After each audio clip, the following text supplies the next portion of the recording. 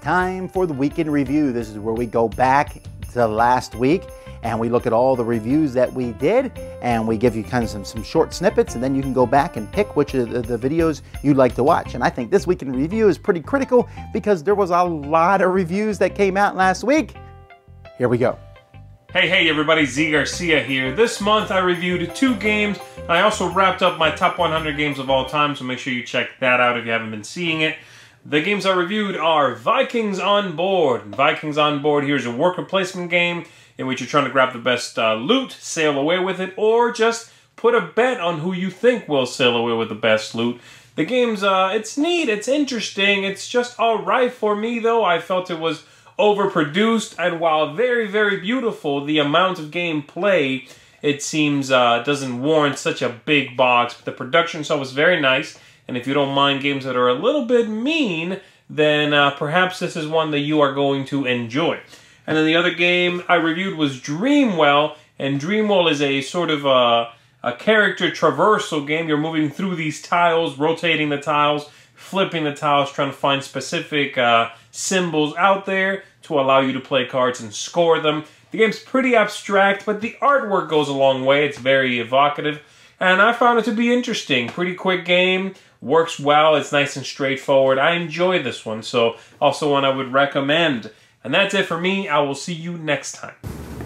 Hey folks, welcome back to another weekend review. This week I was able to get 4 reviews done. Bill and Ted's Excellent Board Game. It is a board game that is basically a programmable game where you have to tell your phone booth where you're going to go throughout your turn, and then evil dudes are going to move on the same cards that your phone booth moves, so you have to kind of make sure that you're staying clear of those guys because they'll really mess you up. It's a pretty fun game. One of the few programming games that I really enjoy. Titan Race from Fun Forge, and this is basically just a racing game where you can either play in 2 different modes. You can play in kind of a tournament mode where you go through 3 different kinds of dimensional racetracks, and then it's just one pass through, and then whoever gets past the 3rd one first wins. Or you can take one board or racetrack and go through it 4 times, and whoever is the first person to complete 4 laps wins.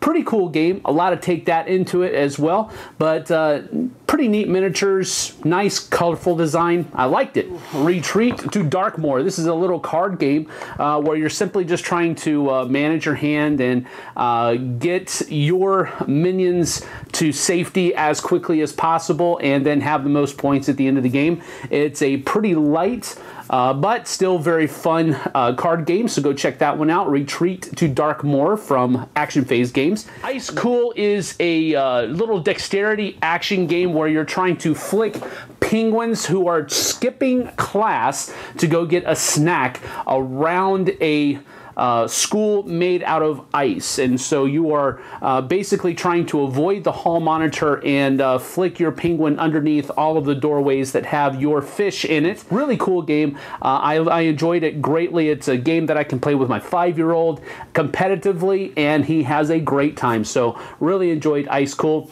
But hey, that's it for me, folks. See you on the flip side. Okay, wow. I did a lot of reviews last week. I believe 28 reviews, so we better get started. Most of them were actually very, very good, but I did not like Tin Goose at all from Rio Grande Games. I don't like the open auctions and how you have to kind of figure out how much everything costs the whole game. And there was some heavy take that cards, although Jason liked it very much. Neither one of us, though, liked Haithabu, which is a game about collecting resources and goods and trading them in to get victory points, which is, you know, your typical thing. Jason and I kind of thought it was ruined by the rolls of the dice, some just negative, nasty events, and also I thought it was a little too long and repetitive. The Naruto Shippuden, this is based on a very popular anime epic type series. It is a cooperative game. Unfortunately, it kind of pales. It feels like a lesser version of Pandemic that feels more scripted and relies heavily on some dice rolling. Aquarium is a game from Z-Man Games. This is kind of a reprint of a game which has some really cute artwork, but is really kind of a heavy game and just a little too fiddly, a little too few many cards that need to be played each round as you're trying to buy different fish and get sets of them into your aquarium. Then we have Krakatoa, which is a really wonky game in which you're rolling 12-sided dice, 6 12-sided dice, and you're trying to get different sets of dice, and it's cool in the way you roll them, and everything looks neat, and you're essentially random. Okay, there's the ways you roll the dice and throw the dice, but it's still essentially random. Kind of an interesting game. Some people will like it just because of how unique it is. Feudal, Jason and I took a look at that, and this is a chess-style game.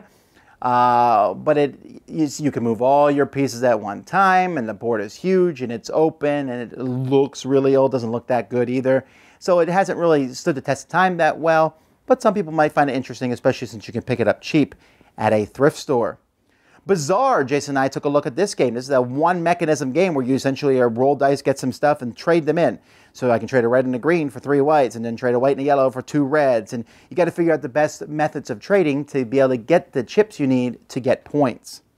Flower Fairy is a game for 2-year-olds and maybe 3 or 4-year-olds where they're matching shapes and colors from Haba. As always with these Haba games, very good.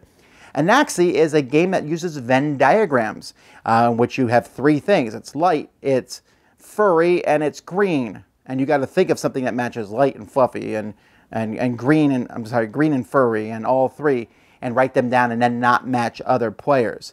Space Planets is a Haba game in which you are throwing dice onto the table onto different planets. If kids like throwing dice, they'll enjoy that one. Burano is a new game from QSF. Actually, they brought it over from Essen, came out last year, in which you are building different colorful blocks that give you different actions to take points, and you're building this really colorful 3-dimensional neighborhood. Looks beautiful and has a pretty good deep game behind it. The Networks is about running your own TV station with really bad programming, and your programming gets slightly better, and you're trying to get good programming in, a good strong theme, and the gameplay itself is pretty easy as you're just trying to get the most watchers each week. Burger Up is a really fun game about building a hamburger. It's pretty simple, and you're building different sandwiches, chicken sandwiches, bacon sandwiches, vegetarian sandwiches, trying to get a lot of points by building giant sandwiches and turn them in for people who are looking for very specific things. I want something with bacon and no veggies, stuff like that. America from Ted Alspach is the 3rd game in a series, essentially. The first one was Fauna, the second one was Terra. This one is about trivia, but it adds a Euro game mechanism to it. Does a really good job. They changed a few minor rules that I thought really make this game shine and make it the best of that group so far. Ghost Fighting Treasure Hunters is a game that won the Kinderspiel des Jahres. It's a cooperative game. It's now out English, where kids are running into a house, fighting ghosts, getting treasure, running out. Really entertaining, cool pieces. Highly recommend it for kids. Ascension X. This is the 10th version of Ascension and adds light and dark mechanisms, as well as cards that need both fighting and purchasing power done to them, which is some cool new things. Very easy set to get into. I looked at all 3 of the Guildhall Fantasy series. There's Guildhall Fantasy Alliance, Coalition, Fellowship, and then I even did a review on how they all work together. It's a great game where you're playing different cards, and the more cards you play of the same type, the cooler the special actions you get. Each set can be played separately, or you can combine them, mix them together. I don't think you need all the sets, but you should. If you never played Guildhall before, you should get at least one of them. Codename Pictures. It's Codenames with pictures. Really, that's the whole review right there, but that is a good review. I personally prefer it to regular Codenames, and so had a lot of fun with that. Jason and I looked at the Prodigals Club, and it's a game in which you are trying to lose all your money, lose an election, and lose your friends. Kind of like Brewster's Million times 3. And so it's a sequel to Last Will. I think it actually is better than Last Will. I think it's a really good worker placement game. A lot of different things going on in the game. I enjoy that. Jason and I also took a look at the classic game Acquire, which is a stock market game that came out in the 50s and still is one of the few games that holds up well today. Just putting out a block and forming companies, having those companies merge with each other. Buy low, sell high. I also said, let's take a look at 3 Wishes. This is a small card game, which is one of those micro games. I'm not usually a big fan of micro games, but I really did enjoy this one, where you're trying to have 3 wishes in front of you, and you're trying to have the best 3 wishes, and have 3 different wishes. One that's something good for you, one superpower, and then one good thing for the world, because that's what you should ask for with your 3 wishes.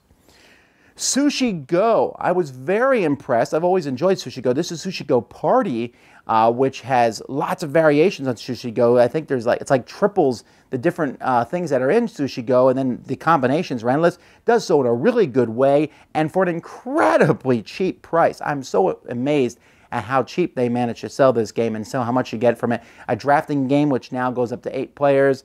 This is definitely a must-have. And Project Elite, I wasn't expecting to love this game as much as I did. The miniatures are okay, but that's okay because you're throwing them in all different directions. It's a real-time game where you walk through and shoot up aliens. So much fun. I also took a look at 2 of the expansions for Project Elite. The Monster Pack, which adds more monsters and things. Not so necessary unless you want more monsters. And then Adrenaline, which adds another hero, adds some more basic monsters, and some more scenarios, and that one I highly recommend just because it almost doubles the content of the game. Woo! That was a lot of stuff we reviewed. I know you didn't watch all those reviews, so go check out some of the ones that interest you. Thanks so much for watching our weekend review. Until next time, I'm Tom Vassell, and this has been The Dice Tower.